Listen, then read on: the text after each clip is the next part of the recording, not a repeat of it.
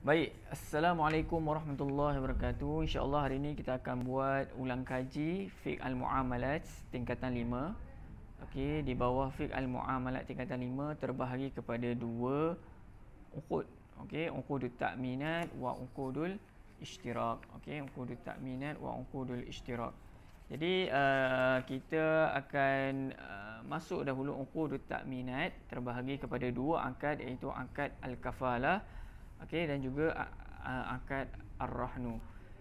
Jadi kita bincang dahulu, okey, secara ringkas apa itu akad al-kafalah. Al-kafalah iaitu dalam fahaman bahasa Melayu kita ialah menjamin, jaminan. Okey, lughah dan juga istilah beserta dalil kamu boleh lihat di buku dan hafal. Okey, hukum dia mubah. Okey, al-kafalah terbahagi kepada tiga, iaitu al-kafalah bin nafsi, jaminan diri. Okey, kita jamin seseorang tu katalah dia perlu hadir pada waktu dan juga tempat yang telah ditetapkan. Kalau seseorang tu tak dapat hadir, kitalah yang kena bayar duit jaminannya. Okey, yang kedua, al-kafalah bil aini, kita menjamin sesuatu seperti rumah, kereta dan sebagainya. Bila sampai sahaja tempoh yang ditetapkan, kita jamin benda tu akan diserahkan kepada orang yang berhak terhadap barang tersebut. Okey, dan yang terakhir al-kafalah bil mal. Al-kafalah bil mal wahia al-kafalah bi ada iddain. Okey, kafalah bil mal ni juga kita kenali sebagai jaminan kepada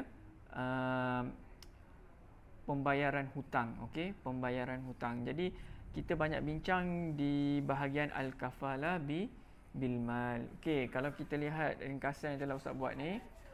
Okey, uqudut ta'minat terbahagi kepada dua, kafalah dan juga ar-rahnu. Okey, al-kafalah. Al-kafalah rukunnya ada 5. Al-kafil, makfulun lahu, makfulun anhu, makfulun bihi, as-sighah. Okey, al-kafil mungkin kamu tak ada masalah nak ingat, penjamin. Okey, as-sighah pun tak ada masalah, sighah lah. Okey, makfulun lahu, anhu dengan bihi ni selalu kamu tertukar-tukar. So macam mana nak ingat? Kamu bayangkanlah satu kisah, seseorang tu dia pinjam ataupun dia ambil hutang dari seorang lintah darat. Lintah darat ni gangster lah. So al-makfulun lahu, lam ni membawa maksud lintah darat, orang yang bagi duit. So dia adalah pihak yang memberi hutang. Al-makfulun anhu ataupun nama kata al-asil. Asil ni maksudnya asal. Tanpa si asal ni maka tak berlakulah kafalah. Kalau dia tak minta hutang, maka tak adalah pemberi hutang dan juga penjamin. So al-makfulun anhu adalah al-asil, orang yang asal-asal sekali yang membuat akad ni berlangsung. Okey, dan yang terakhir al-makfulun bih. Al-makfulun bihi, ba ni benda yang dijamin. Okey, kalau al-makfulun bihi, al-kafalah bil mal, so makfulun bihi dia ialah ad-dain, hutang. So kita pergi yang pertama, al-kafil. Al-kafil ahlut tabarru'. Ahlut tabarru' ni siapa? Rabak. Rabak. Ustaz buat rabak ni koyak rabak lah. Ra, ar-rusydu, ba, baligh, ain, akal. Orang yang pandai, orang yang baligh dan juga orang yang berakal. Makfulun lahu, yang memberi hutang ni satu sahaja syarat dia. Syarat dia apa? Dia mestilah dikenali oleh orang yang menjamin. Tu je kamu kena ingat. Orang yang nak menjamin, dia kena kenal orang yang memberi hutang. Ma'rufan ladal kafil ma'rifatan ainiyah. Bukan kenal-kenal biasa, kenal-kenal betul-betul seolah-olah dia pernah berjumpa. Kenal betul-betul. Tak adalah si memberi hutang contoh nama Nur. Nur mana? Nur Kasih ke, Nur Damia ke? So dia kena betul-betul tahu Nur yang mana. Okey, yang ketiga, makfulun anhu, si penghutang ni ada dua syarat. Okey, syarat yang pertama dia mesti ada. Syarat yang kedua dia bukan kata tak perlu ada, tak disyaratkan pun untuk dia. Okey, syarat pertama al-haqqu thabitan fi zimmatihi. Dia minta hutang tu mestilah untuk diri dia, bukan untuk orang lain. Tak boleh ustaz berhutang sebenarnya duit tu untuk ustaz bagi kepada darwish contoh. Tak boleh. Duit yang ustaz hutang tu mesti untuk ustaz. Al-haqqu thabitan fi zimmatihi. Okey, yang kedua, la yashtaritu ar-ridha minhu. Dia tidak disyaratkan redha dalam akad kafalah ni. Contoh, ustaz nak berhutang daripada Husna 50,000. Okey, tiba-tiba Iskandar nak jamin ustaz. So ustaz kata, saya tak setuju, saya tak nak Iskandar menjamin saya. Iskandar tu anak murid saya, jatuhlah maruah saya kalau dia jamin saya.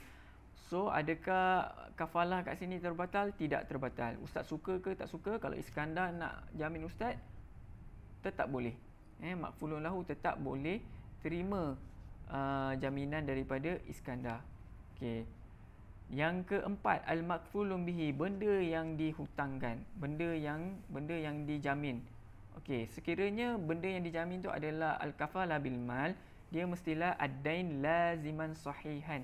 Mestilah hutang yang lazim dan sah. Tak bolehlah dalam bentuk, misalan dalam bentuk wadi'ah. Contoh, ustaz bagi duit pada Hafiz. Hafiz, 10,000 ustaz bagi pada kamu. 10,000 ni untuk kamu tolong simpankan. Tapi kalau kamu nak guna, boleh. Okay? Kamu nak guna daripada 10,000 ni boleh. Tetapi bila kamu guna, berapa yang kamu guna tu dikira sebagai hutang. Macam tu tak boleh. Seolah-olah macam ustaz suruh Hafiz simpan. Kalau Hafiz guna, duit simpanan tu dikira sebagai hutang. Hafiz guna 5,000 daripada 10,000 tadi. So Hafiz telah hutang ustaz 5,000.